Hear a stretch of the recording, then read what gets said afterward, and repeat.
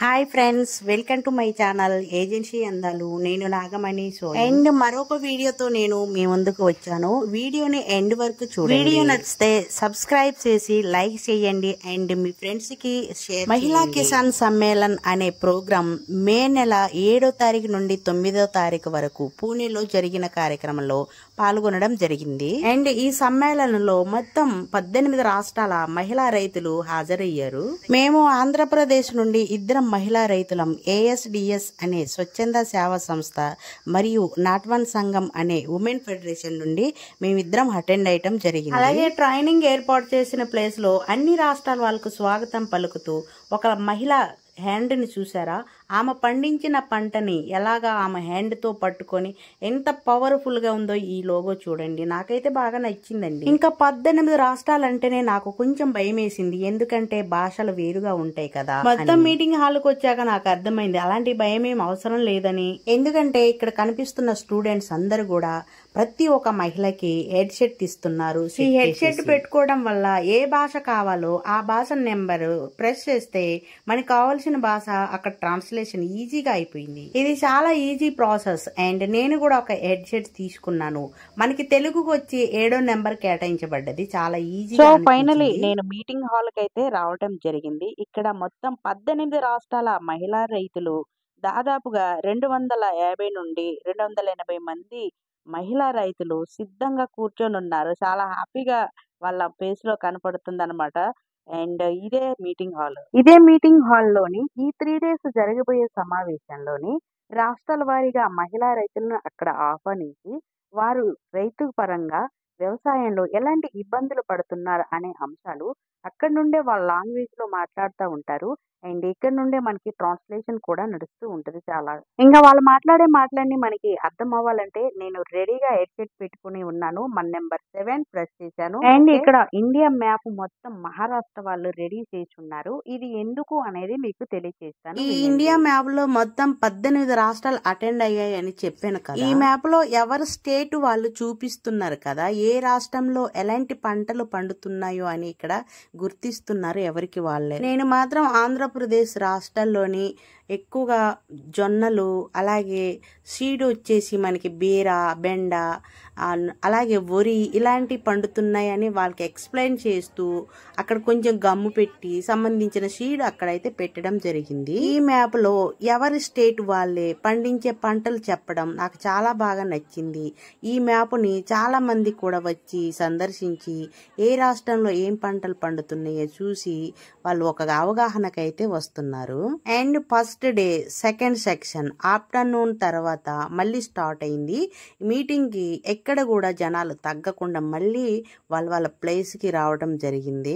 అలాగే morning section లో ఎవరైతే రాష్ట్రాల వారీగా మహిళా రైతులు మాట్లాడారో ఆ రైతులకి వారిని ప్రోత్సహించడం గురించి ఇక్కడ జరిగిన కార్యక్రమంలో భాగంగా వాళ్ళకి మెమోటిస్ ఇచ్చి వారిని ప్రోత్సహించడం జరుగుతుంది. చాలా బాగుంది ఈ కార్యక్రమం. అలాగే టీ బ్రేక్ తర్వాత మళ్ళీ మహిళా రైతులు వాళ్ళ స్థానంలో కూర్చొని హెడ్సెట్ వాళ్ళకి పెట్టుకొని రెడీగా క్లాస్ వినడానికి ఉన్నారు. చాలా ఇంట్రెస్ట్గా అనిపిస్తుంది ఈ సెక్షన్ అయితే. అండ్ ఇక్కడ కనిపిస్తున్న యువ రైతులు ఛత్తీస్గఢ్ రాష్ట్రానికి చెందిన వాళ్ళు. వాళ్ళ సాంప్రదాయ ప్రకారంగా వచ్చారు. వారితో వెళ్తే ఫోటోలు దిగుతూనే ఉన్నారండి. ఆ తర్వాత మనకి లంచ్ బ్రేక్ ఇచ్చారు. లంచ్ బ్రేక్ దగ్గర కొంచెం లాంగ్ నడవలసి వచ్చింది. అయినా కానీ చూసారా, మహిళా రైతులు భోజనం కోసం వెయిట్ చేస్తున్నారు. ఒక బ్యాచ్ అయితే తింటున్నారండి, ఇంకొంతమంది మేము వెయిట్ చేస్తున్నాము.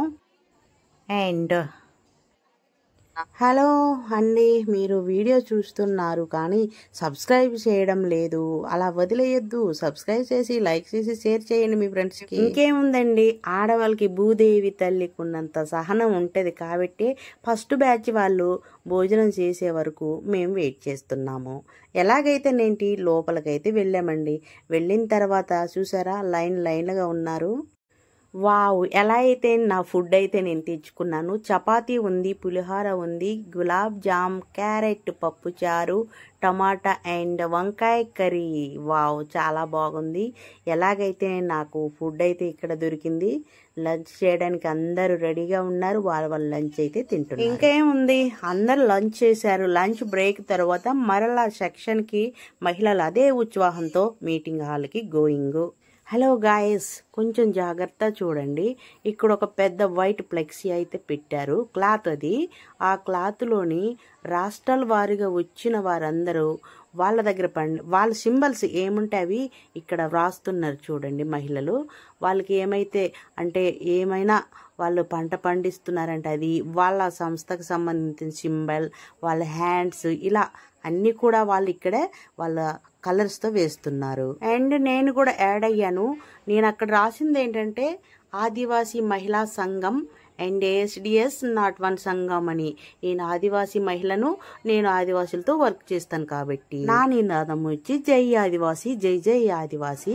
అండ్ ఇక్కడ కనిపిస్తున్నారు కదా, వీళ్ళు మహారాష్ట్రకు చెందిన వారు. వీళ్ళు స్టేట్లో ఏమైతే పండిస్తున్నారో ఆకులతో సంబంధించిన చిన్న చిన్న దొప్పలు తయారు చేసి ఇక్కడ కాగితాలు రాసి ఇక్కడ ప్రదర్శిస్తున్నారు ఆ మహిళలు.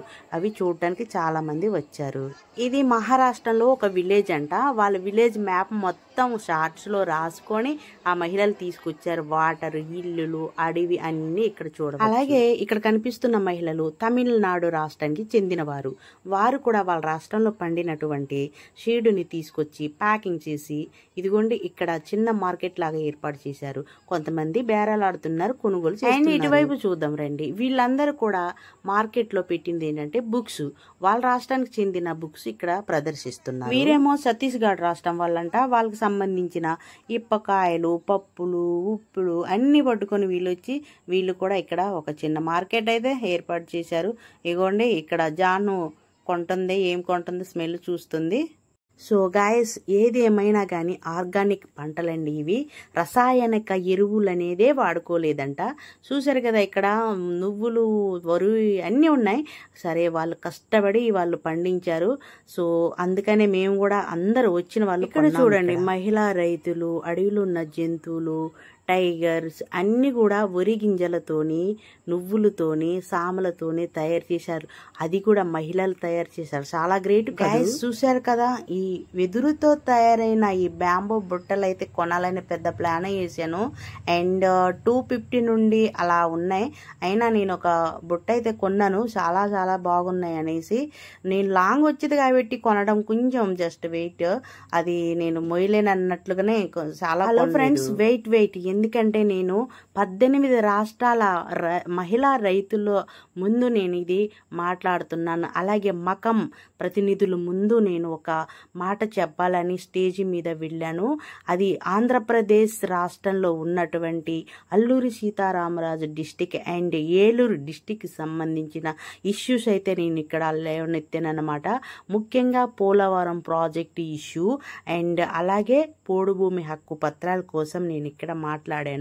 ఇది స్టేట్ లెవెల్ మీటింగ్ కాబట్టి తప్పని పరిస్థితిలో మాట్లాడవలసి వచ్చింది.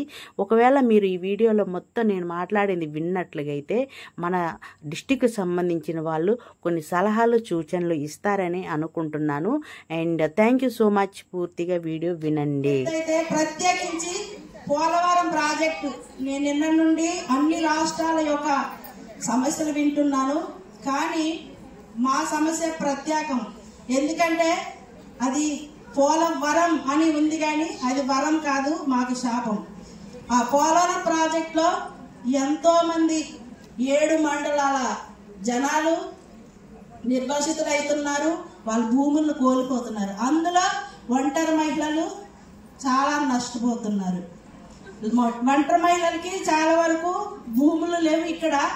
కానీ ఎక్కడైతే నిర్వాసితులు అవుతున్నారో అక్కడ వారికి భూమి ఇప్పించాలని పోడు భూమి హక్కు పత్రాలు 2008, 2014, 2020 సంవత్సరంలో పట్టాలు 3 దఫాలుగా ఇచ్చారు.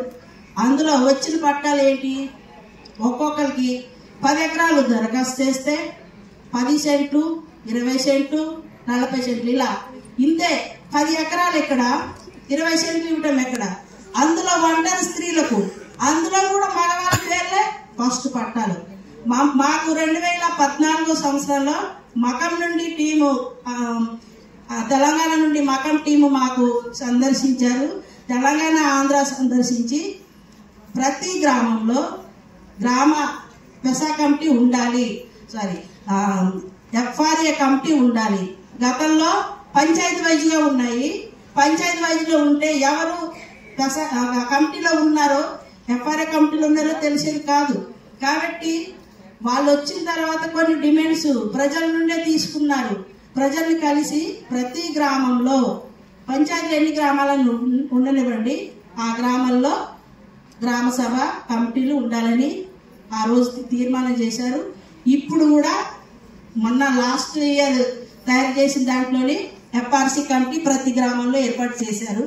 అలాగే పట్టాల్లో మోసం ఏంటంటే 10 ఎకరాల 000 అది ఎంత వరకు కరెక్ట్? 000 ఎకరాలు చూపిస్తారా ఎక్కడన్నా? దాని పక్కన 1 అనేయాలి, లేదంటే 2 అనేయాలి, లేకపోతే 10, 20 చూపించాలి. 0 పట్ట ఇచ్చి మా చేతిలో ఇచ్చారు. అదేంటి అని అడిగితే ఎక్కడికి వెళ్ళాలో తెలియని పరిస్థితి. అది మహిళలు అధికంగా ఉన్నారు. అలాగే కొన్ని 30 మందికి రైతులు పట్టా ఇచ్చి మళ్ళీ ఫారెస్ట్ అధికారులు వెనక్కి తీసుకున్నారు. ఎందుకు తీసుకున్నారు? అది ఎవరు తప్పు? ఈ ఫారెస్ట్ భూమిలోనే సంతకాలు అవ్వలేదనే ఉద్దేశం తీసుకున్నారు. బ్యాగ్ తీసుకొని అక్కడే ఉంచి తరతరాలు అక్కడ 4 సంవత్సరాలు ఉంచారు. అలా ఎంతవరకు కరెక్ట్ అని మళ్ళీ ఆ సమస్య మన దగ్గర వచ్చినప్పుడు మహిళలతో కూర్చొని మాట్లాడిన తర్వాత మళ్ళీ ఈ విషయాన్ని కలెక్టర్ దృష్టికి తీసుకెళ్లి వెంటనే పరిష్కార మార్గం చూసాం. ఫారెస్ట్ వాళ్ళు తప్పు, సంతకం చేయకపోతే వాళ్ళది తప్పు. కలెక్టర్ గారు చేశారు, డివిజన్ కమిటీ చేశారు, ఆర్ఓఎఫ్ఆర్ ఎందుకు చేయరు వాళ్ళు అనే ఉద్దేశంతో ఇప్పుడు మళ్ళీ 30 మంది రైతులకి వాళ్ళ పట్టాలు వాళ్ళకి అందజేయడం జరిగింది. సో ఫైనలీ ఫ్రెండ్స్, ఇది ముగింపు day and 7th to 9th మే వరకు అయితే జరిగిన ఈ 3 days మకం అనే నెట్వర్క్లో భారీ ఎత్తున మహిళా రైతులతో జరిగిన ఈ సమావేశం లాస్ట్ డే అన్నమాట. అండ్ మీకు వీడియో నచ్చినట్టయితే కంపల్సరీగా సబ్స్క్రైబ్ చేసి పెట్టుకోండి. మరిన్ని వీడియోలతో నేను మీ ముందుకు వస్తాను. లైక్ చేసి షేర్ చేయండి. Thank you so much.